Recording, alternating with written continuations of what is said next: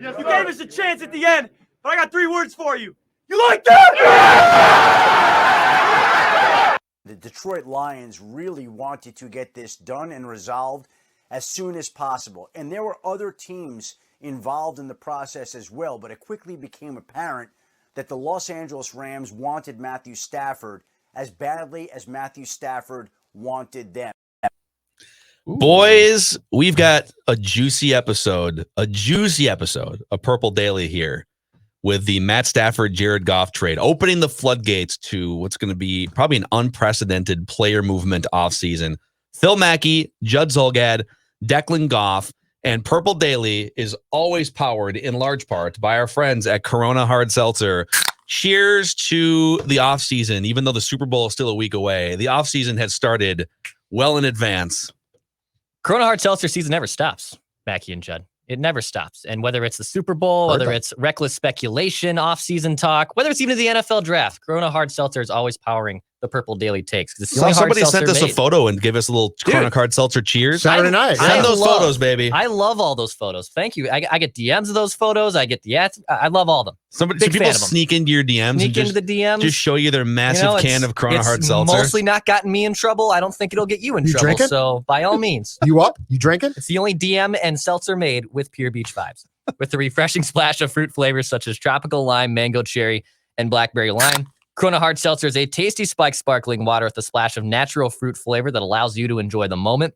In each can, Corona Hard Seltzer has 0 carbs, 0 sugar, 90 calories, and is gluten-free. Relax responsibly. Corona Hard Seltzer, spiked sparkling water with natural flavors, imported by Crown Imports, Chicago, Illinois. All right. So the Rams traded 2 firsts, a third, and Jared Goff to the Detroit Lions for Matthew Stafford. Several other teams, including the 49ers, the Broncos were in the mix. It's like 2 or 3 other teams in the mix too. But when you saw this go down, what were your first thoughts pertaining to the Vikings? Oh, very, very simple. My first thought was the quarterback market is much more lucrative than I expected it would be. Stafford is a improvement. I think that the Rams are right on Goff. But when you look at the totality of that trade and what went back and forth, and I'm sure that part of what went to Detroit was for them to take Goff and that contract. Mm-hmm. That was my first thought, though, which is this is going to be.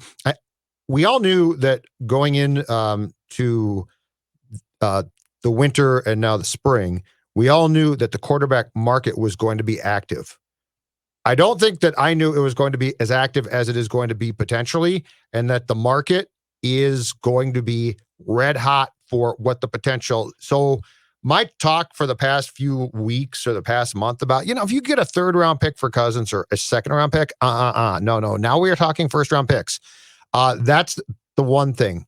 The other thing that occurred to me is I think our conversations about the Vikings at least exploring what they could get back for Kirk goes from being they probably won't, but they should, to being somebody should get fired if they don't. Well, that was my first call. My first thought was, Rick, make the call. And then Judd, as witty as he is, came up with the slogan, which is make the call to get the haul.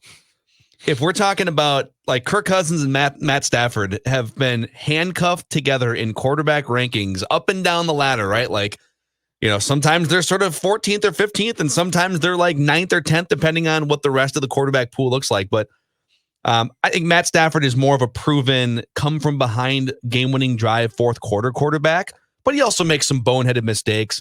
I think Kirk Cousins probably has some better infrastructure in Minnesota. He's got at least a competent front office. The Lions are just perpetually embarrassing. So there are some differences, but my first thought was, whoa, okay. Didn't think there was a discussion about 1st round picks with quarterbacks like Matthew Stafford and Kirk Cousins being in that same category. And I just want to preface everything that I and we are about to say on this show and anything involving Kirk Cousins being traded here throughout the entire week, because there's a lot of meat on this bone. I think the Vikings need either Deshaun Watson or a cheaper, more team-friendly contract quarterback, a rookie scale contract, if you will, whether it's Zach Wilson or, and he's probably going to go in the top 4, so you'd have to trade up to get him. But like to win a Super Bowl which is what I want this team to do. Yep. I think they need Deshaun Watson, or I think they need a rookie scale contract. And so therefore, when I see Matthew Stafford go for 2 first-round picks, a third, and maybe they had to attach one of those picks to get rid of the Goff contract. So Sure. let's say at least a first-round pick and a third. I think, boy, if you can get something close to that in draft capital, you then have more ammunition to go get Deshaun Watson or to move up to get your quarterback that costs a lot less money. And either of those two things gets you closer blueprint-wise to what Super Bowl teams look like in 2021. And going back to 2000, we started throwing these numbers out a few weeks ago. 90% of teams that win Super Bowls have either a stud top 3, top 5 quarterback, or they have a rookie scale contract guy. The Vikings have neither of those. If a first round pick or a second round pick is in play, it helps you get one of those things. That's where my mind's at right now. And so let's also backtrack to what Stafford could have brought Detroit from different teams. According to Albert Breer of SI, the Carolina Panthers reportedly offered the number 8 pick overall and a late round choice. Okay. Like a fifth or something? Yeah. Or? But the 8 pick, Mhm. that's a prime. If you're like the Vikings and you've got pick 14 and now you've all of a sudden got 14 and 8, that is prime move up territory. Washington offered number 19 and a third round pick. The fact is that there was active competition that was incredibly lucrative for a guy who I think his contract is probably more favorable than Kirk's was, but to your point, is a very comparable player to Kirk. Yeah. And what I'm saying is, from the time that I left the studio on Friday until I came back today, my thinking of what the value of Kirk could potentially bring from a team that feels like, you know what, it's not used great there. I love Kirk Cousins. I can make, i.e. San Francisco and Shanahan, if you're looking at what they could possibly think about Kirk Cousins, your return could be really damn good. Let me ask you this on the San Francisco front. How much do you trust our guy, Evan Massey? Ever heard of Evan Massey? I have to admit fully, I am not familiar with the work of Evan Massey. All right, so Evan Massey, he is blue checkmark verified on Twitter, and his bio says featured on Forbes, ESPN, Yahoo Sports, SI, Bleacher Report, and he's the owner of Hoop Analyst Net, NFL Analyst Net, and Indie Coverage, okay? He's got like 6,000 followers on Twitter. He seems legit to me. He's got a blue check mark, like I said. Yep. And he tweets this morning at 7:21 a.m. Central Time. 49ers still looking to make a move at quarterback. Mm-hmm. Kirk Cousins, I'm told, is a name to keep an eye on. Mm-hmm. He said, I'm told. I'm told is the distinction here, okay? Yep. If the Vikings are open to dealing, San Francisco will push hard to acquire Kirk. Ties with Kyle Shanahan make this an intriguing potential fit. Reckless speculation. Make the call, get the haul. Don't be married to good. And I know there's a lot of people that are part of our Purple Daily community and YouTube podcast. And we appreciate them all. Yes, like we will not turn you away. But I know there's a lot of people, and I argue with a lot of you on Twitter this weekend, that are going to pound the desk and say, you guys, the Vikings were like top 5 in yardage offense, and Kirk Cousins again threw for a bunch of yards and 35 touchdowns. The offense is not the problem. Look, like you can come up with all these different ways to say that they have a top 10 offense. And I would say 2 things. Number 1, top 10 is not good enough. Like a top 10 offense without the best defense in the NFL is not good enough to win a Super Bowl, because the teams that you're seeing in the Final 4 and in the Final 2 here going into this weekend are not like the 9th best. I mean, we're talking about the greatest quarterback of all time against the next greatest quarterback of all time. And we're talking about weapons all over the field, offensive-minded Bruce Arians, and offensive-minded Andy Reid. We're talking about getting to be one of the 2 or 3 best, most dynamic, explosive offenses in the NFL. The Vikings, and I'll just use Pro Football Focus and I'll use Football Outsiders. By those measurements, and Football Outsiders is great. DVOA takes into account offensive context, so it strips garbage time out. The Vikings were 8th in offense and far, far away from the measurements of the top 4 offenses in the NFL that you saw play last weekend, okay? It is not good enough to just be like, oh, but they threw for some yards and they ran the ball like it's pretty good. You need to be a dominant offense. And I don't think you can be that with Kirk Cousins as your quarterback before we even address the defensive things that need to be fixed. So I just want to throw that out there as sort of a blanket statement. And again, so there's two distinct differences in the conversation to me here, okay? One is the house that you currently own, which is the Kirk house. And the second is, and this is a little bit more difficult, but the potential Deshaun Watson house, okay? But the Kirk house you can sell here. So like you can sell this house.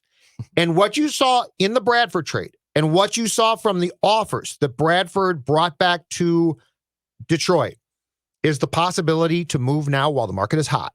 And to me, you owe it to yourself. And again, the Vikings are an organization that is not afraid, since the Wilfs bought the team in 2005, to make splash moves. So we're not talking about a conservative, oh my God, we can't do this. We're talking about a franchise that has gone into the pool head first a lot of times, including Brett Favre. When you are willing to bring in Brett Favre, you are willing to do anything. Mm-hmm. And think of Kirk this way. Kirk cost you a lot, but Kirk was a solid investment that you thought might work. And now you've been in the house for 3 years, and you know what? It's got some leaks. I mean, it's fine. It's a nice house, but it's not great. And you know that. The house looks better on the outside than on the inside. Absolutely. But what is this now, Phil? This is prime moving time. This is when you say, you know what? I am a Fortune 500 CEO, and I don't have to put up with this crappy house because I've got the collateral to move. And now conversation 2 is Watson, and that one's more difficult, and I understand that the price is huge. But think about this one. Think about if you have 2 first-round picks. Think about if you have 2 first-round picks and now a second-round pick that you possibly get back in a Cousins trade. And now you can very quickly pivot and move to Houston and be like, you know what? We can compete here. Here's all of them. And well, right. So you put yourself in a prime position to get a castle basically in Bel Air. All right? This ain't the Cousins house. That's in Edina. That's nice. That's cute. We're talking about Bel Air. You are moving. And people right now are like, oh, that's not what, Judd, what are you talking? No, none of this is going to happen. You need a left guard. None. Yeah. Yes, they do need a left guard. But you and I will always come back with one thing, one statement. You had Brett Favre. You found a way to get Brett Favre. All right. So don't tell me you're not creative. Don't tell me you don't have guts, because you do. And in fact, I would argue that the move to Cousins showed a lot of intestinal fortitude back then. It just didn't work. Do we need to put Jared Allen, Ryan Longwell, and Steve Hutchinson on a plane to Houston to go get Deshaun Watson? Who would be our plane? Is that what needs to happen? Who would be our plane? Oh, that's a great question. JJ is the captain of that plane. Justin Jefferson's. Yeah, who are the 3 guys on the plane? Justin Jefferson's on the plane. Dalvin. You send Dalvin? Do you send Dalvin? I would send Dalvin to say, my carries can go way down. I don't care. Okay. I just want to win. Okay. Yeah, because I think he's a key guy. So Jefferson, and you got to send a guard, and then they send Hutchinson. You got to send Dozier. You got to send Dozier. No, because then they'll all be put on the plane and immediately shipped back to Minnesota. That's a terrible idea. I said Brian O'Neill. I want to show him that, like, hey, we used to have one guy who's like 300 pounds. Oh, I got it. Block for I got it. Outside the box, I send Cook, Jefferson, the enemy, because he's your new coach. Reckless speculation. You know that Mike Zimmer would be more interested if Mike Zimmer had the choice to acquire a player from the Houston Texans. He would rather acquire J.J. Watt than Deshaun Watson, which is 100%. That's not even. I don't even think it's a debate. So, like, if you made this happen, and like the scenario we're painting here sounds Looney Tunes to some people, but it shouldn't be. Yeah. It shouldn't be. The idea of Brett Favre in a Vikings uniform in 2007, for instance, 2 years before it happened, was Looney Tunes, right? Like, oh my God. And fans fans got mad. He can't play for the Vikings. I hate him. No, you don't. No, you hate him up until the point where he finds a Greg Lewis in the back of the end zone, right? Even the idea of, after the Minneapolis Miracle, the idea 2 or 3 months later, I remember you and I were doing shows, Radio Row, and like we started talking about, okay, like, hear us out on this. What if they moved on from Case? And what if somebody else was out there at the time? That somebody was Kirk Cousins, and I remember the reaction from people. It was like, "You guys, come on! Like, this is never going to happen." And they wind up giving out the only 3-year guaranteed money to a quarterback in NFL history. There you go. So they do things like this. Dex, let's on-air production meeting. For sure. Go ahead. Yeah, there was a Ian Rappaport had a note on the Vikings offensive coordinator search. And the Vikings will interview Giants wide receiver coach Tyke Tolbert this week for their vacant OC positions, sources said. While respected in his own right, Tolbert worked under former OC Gary Kubiak in Denver during their run to Super Bowl 50. This would allow Minnesota to keep the same system. Yeah. So And they're going to. does this mean that they're out on Clint Kubiak? Because the musical chairs are already starting here, right? Haven't they? They brought in Keenan McCardell to be the wide receivers coach, and then they're shifting wide receivers coach to quarterbacks coach. So what happens to Clint Kubiak? Hire a different offensive coordinator. Is this a due Does diligence he in get hiring? squeezed out? That's probably. Yeah, I doubt that. Is Tyke, how old is Tyke? Tyke Do we know Tolbert. his age? Let's see here. Because Clint's what, 36 or something like that? He's not exactly old. Yeah, he's pretty young. Tyke Tolbert's 53. Okay, so this might be a Zim being like, I don't know if I want a kid. I don't know if I want to tell a kid to hand off. I want to boss around It a didn't work 53-year-old well with guy. John DiFilippo. I don't know if I want a youngster. So yeah, that is probably my guess is Mike probably is a little bit concerned about age. Mhm. Now Stefanski was young as well, but that's my guess. Yeah. The other thing I want to dive into with you guys here is I had an epiphany over the weekend, and I tweeted about this and was interacting with people all day yesterday, sometimes yelling at people, but I think I have unearthed the main core intersection of conflict with the Kirk Cousins discussion, where people and you and I are involved in this, but Sure. people get in these arguments about Kirk Cousins, and I think people perceive the any Kirk Cousins criticism or anything that would shine a light on his contract, right? Any sort of Kirk Cousins criticism, people perceive it to mean that he's being blamed for all the Vikings issues. Like literally, any sort of anti-Kirk episode or tweet is inevitably followed by people that say, "Oh, there's another person blaming Kirk Cousins. Why don't you go look at the Vikings defense?" It's not really about blame. I mean, sometimes it is. If he throws an interception to start the game against the Falcons, all right, we're blaming you. What are you doing, right? Right. If the Vikings finish 7-9, go back to zoom out to big picture, they finish 7-9, and Kirk plays his ass off for 10 of those games and puts up 35 touchdowns. Is he to blame for them not being 10-6? I mean, the defense is more to blame in that instance, but Kirk's presence isn't negative. He's not dragging the franchise down like Christian Ponder did, for instance, or like Tavares Jackson did, or, there's teams in the NFL right now. Jared Goff is probably dragging, up until the trade, the Rams down. Kirk isn't negative value per se in that context, but I don't think he brings enough positive value for the money he makes. And this applies to 10 or 12 other teams in the NFL, including the two teams that just made this trade.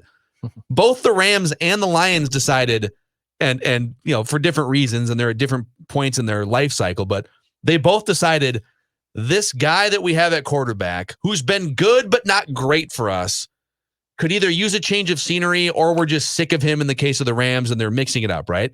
Right. Because when you have a good, not great quarterback making $20, $25, $30 million toward the salary cap, Yep. as a third of the NFL does, including the Vikings, when other teams have elite quarterbacks being paid around the same amount of money, or they have very good young quarterbacks like Josh Allen making $10 million or less, for a 5-year period on a rookie scale contract, you're at such a disadvantage as a franchise. And so it's not, is Kirk to blame? It's within the entire context of trying to win a Super Bowl. Mm-hmm. Is paying a non-elite quarterback that much money really the best thing to do to win a Super Bowl? And the answer for me is no. And the other thing I'll throw on this, and then I'll shut up and let you comment, is people spend so much time trying to shield Kirk from blame when the Vikings fall short, either in a game or in a season, right? It's not his fault. It's the defense. It's not his fault. It's the left guard's fault, right? Right. And we can have those debates. But if I flip that around and I say, how many times has Kirk Cousins in 6 years as a starting quarterback with Minnesota and Washington, how many times has he been largely responsible for wins over good teams? The Saints come to mind in the playoffs. Like, he daggered the Saints, and that was a big-time throw. Right. I mean, I don't think you can count 5 in 6 years. I'm not talking about beating the Lions. I mean, like, Kirk Cousins being largely responsible for beating good teams. It's 5 or less. It might be 3 or less in 6 years as a starting quarterback. So I don't want to pay a lot of money for that. So Sue me. I think a different way to phrase that is how many times has Kirk lifted your team up in key games Against so good teams. and lifted you up. So you say, because the reality is the great quarterbacks, you get done with a game and you don't talk about, did you see their defense? How good that was? You talk about one thing. Russell Wilson, oh my God, right? Mm-hmm. Patrick Mahomes, every week, basically, good and bad teams. Oh my God. Rodgers this year, like, take him off the Packers, put Cousins on Green Bay with the exact same personnel around him. And I will ask you, how many games do the Packers win? And I will tell you, it is not as many as they won this year. It's that simple. It's more than 7. Yes, it is. But It's probably not around. 13. It's probably around 10, but it's not 13. Because when the elite great quarterbacks play, we don't focus on, did you see the blocking today? We don't focus on, did you see Dalvin? We focus on one thing. Oh my God, did you see Mahomes, Wilson, Rodgers, go down that entire list? It's a short list, though, and it includes Watson. But that is where nobody has ever said Kirk sucks. Kirk does not suck. And Kirk was worth a shot. The shot is a good shot. I will say to my dying day, I don't look back on the date that they signed Kirk, and some do, I think, but I don't, and say, what are you doing? Absolutely nuts. But to expand on this discussion to the big picture of the Lions-Rams trade, I think is to go here. And this might be good. It might be bad. I don't know. I personally think in 2021 is absolutely necessary, though. Saturday night, one of the first thoughts that occurred to me upon seeing that trade was the Rams have a head coach in Sean McVay who is always thinking about his quarterback. It consumes him. What was the quote? Oh, his quote was, we aren't trying to win a trade. We are trying to win a Super Bowl. That was McVay's quote. Say that again. Inject that into my veins. We aren't trying to win a trade because there's lots to talk about. Did the Rams win? They might have given up too much. And for all I know, they might have. We aren't trying to win the trade. We're trying to win a Super Bowl. Yeah. But think about this too.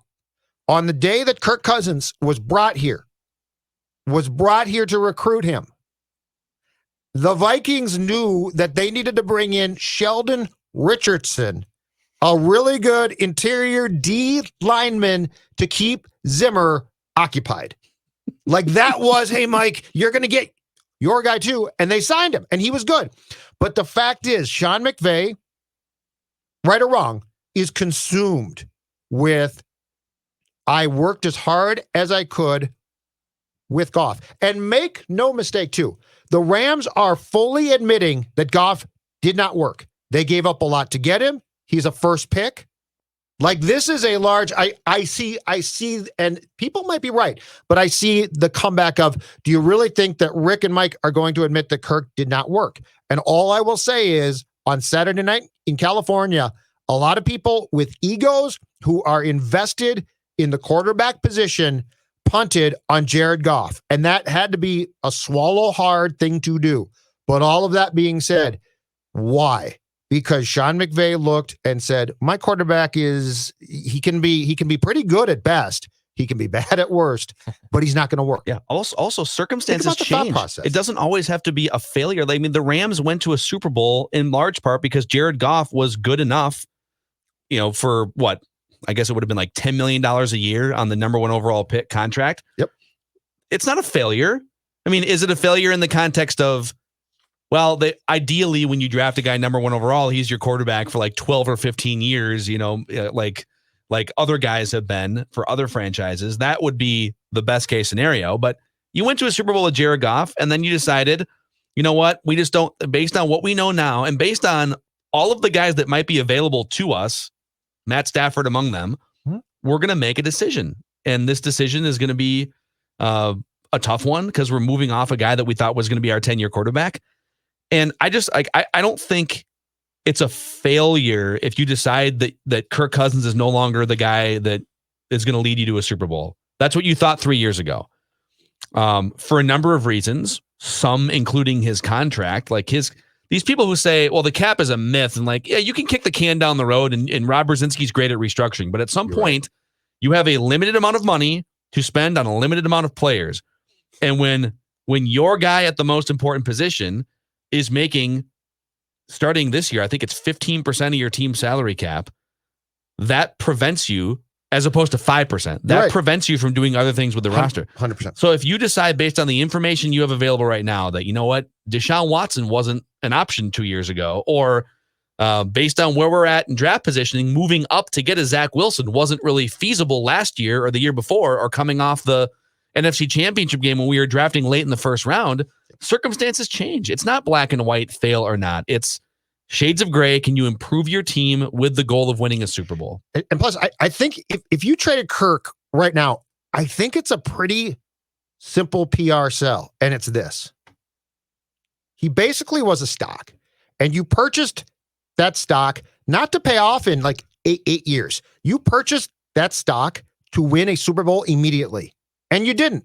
And it was a short-term stock. I mean, the fact that the contract was guaranteed is great, but it was a 3-year contract. I mean, that's a pretty quick contract in pro sports. And now it's been restructured and added to since then. But the point being is, I think if you go to a podium and you just traded Kirk for 2 first-round picks or a first, second, third, that the storyline that you can put out there is pretty believable of, we did this to win a Super Bowl immediately. Mm-hmm. It didn't take place. We won 1 playoff game and only made the playoffs, in fact, once in 3 years. We have now flipped said stock to go after a different stock. Like, if you had drafted Kirk like Goff was, I think it's a tougher sell. But you didn't. You took a shot, which I applaud you for. It did not work. You have a chance to potentially now move on and strike while the market is hot. Tell me the downside to that. Yeah. I mean, what is the upside of continuing forward with either the next 2 years of Kirk's contract? And by the way, if you trade him, you're still going to have to eat like $15 or $20 million in dead cap. Like you're going to have to figure that out. And that's a problem. Yep. But his cap numbers are like 31 or 32 and then 43 or something. So what is the upside of continuing forward with those 2 cap numbers, or restructuring again and adding another, like an age 35 season, so you can smooth it out? I don't think you're going to have as many teams or as perfect of a need as San Francisco at any point the next 2 or 3 years to move off this thing. And I get that there's a lot of people that are sitting here saying, no, he can win a Super Bowl. You guys are undervaluing him. You just need this, this, and this. And I would say, if your conversation starts with this, this, and this to make this quarterback amazing, then you got the wrong quarterback for that much money. If he made $6 million or $10 million and he was on a rookie scale contract, I would be sitting here saying, this is the formula for the 15. Vikings to win Super Bowl. Yeah. You'd be fine with it, right? So there's so much more that we can talk about this week. Like and these reports and discussions are not going away. They're just not. This is going to get better. Are you kidding? It's so much fun. This is an appetizer. Yeah. But before we go today, boys, it is a Monday, and that means it's a mock draft Monday. I want a mock on Purple Daily. We dive into any number of mock drafts floating around the internet, and Declan found this one late last week from CBSSports.com. Oh, yes. Let's fire this up here. Let's start with the number 1 overall pick. This is a really interesting one. It actually plays into a conversation we had last week. Nice. Trevor Lawrence to the Jaguars, number 1. Zach Wilson to the Jets, number 2. I'm going to skip around here. Ooh, Zach Wilson. Let's see here. Going to 6. Is Zach Wilson the number 2 pick? Trey Lance going 7 to Detroit. Boy. Okay. Mac Jones going 9 to the Broncos. So 4 quarterbacks off the board in the first 9 picks. Is Mac Jones worth a top 10 pick? No. He's Christian Potter. I mean, I don't think he's not. He's not. He shouldn't be a first round pick. But like skill set wise, I just don't see him. He's an Alabama quarterback. Yeah. We go to pick number 14. Yep. Where the Minnesota Vikings somehow still have available to them Jamar Chase, wide receiver, LSU. I want a mock. They got him dropping to 14. Really? Yes. How the heck does that happen? Dude, if that happens, you have to pick him. You have to pick him. So it's Watson to Jefferson and then Chase? Dude. Oh, you know what? No. Thielen's still around? Nope. I know why this cannot happen. If you've got Jefferson, Thielen, and Chase, Rudy's not going to get his catches. Oh, come on. No, this can't happen. No. Kyle Rudolph has to get the ball. He's told people I got to get the ball more. What's the Rudy ratio for this 2021? This is a joke. The Rudy ratio.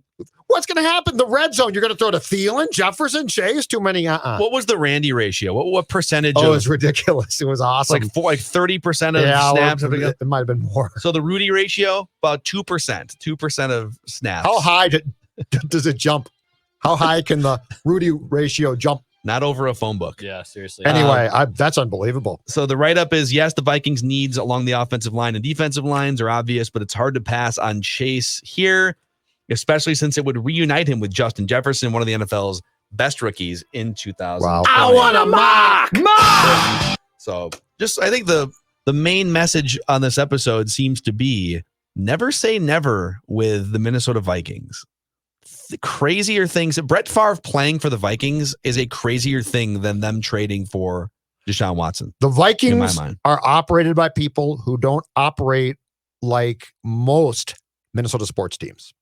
They're they're not aggressive. the Twins. They're not the Wolves, thank God. Mm-hmm.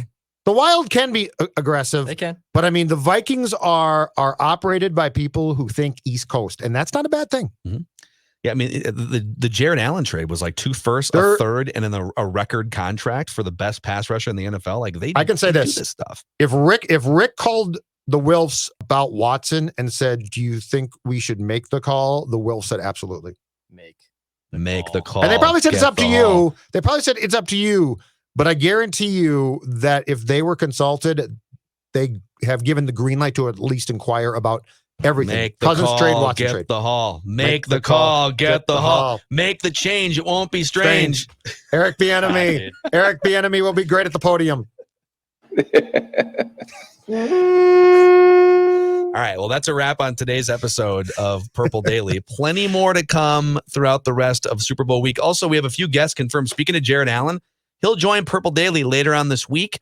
And Mina Kimes from ESPN NFL Live will also join the show. Mike Greenberg is going to join on Mackey and Judd. So we got some fun guests planned for this Super Bowl week on Mackey and Judd and Purple Daily, Apple, Spotify, ScoreNorth.com, and the ScoreNorth app, and our 2 YouTube channels, Purple Daily and ScoreNorth MN. We'll see you guys tomorrow.